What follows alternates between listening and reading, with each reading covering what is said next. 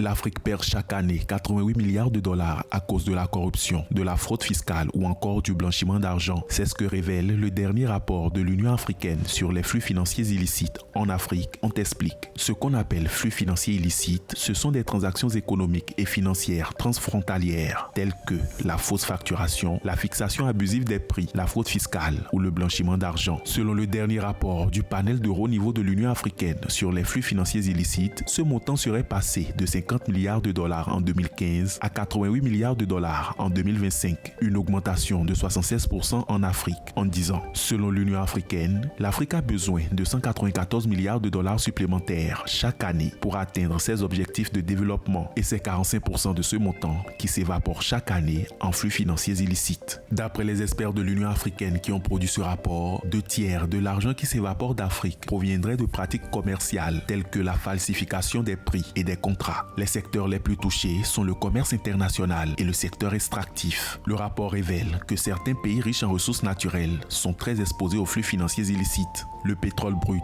le diamant, le coltan, l'or, le bois ou même les crevettes sont souvent sous-déclarés. En ce qui concerne le commerce international, la facturation frauduleuse et la manipulation des prix dans le commerce de biens et services contribuent également à des grosses pertes financières. À cela s'ajoutent les flux financiers liés à l'économie criminelle, tels que le trafic de drogue, d'armes à feu, d'espèces sauvages et la traite des êtres humains, ainsi que ceux issus de la corruption, versement de commissions, pots de vin, détournement de fonds et les autres formes de corruption impliquant des transactions financières transnationales. Enfin, le continent subit également les flux liés à l'exploitation et au financement du crime organisé et du terrorisme. Selon le rapport, ces flux nuisent à la productivité et à la croissance économique, créent des déséquilibres de paiement, provoquent des distorsions des prix sur le marché, découragent les investissements authentiques, augmentent les coûts des produits et aggravent les échanges inéquitables entre les pays en développement et les pays développés. Résultat, le continent perd de l'argent qui aurait pu financer des programmes de développement dans l'éducation, la santé et les infrastructures socio-économiques de base. Le rapport révèle aussi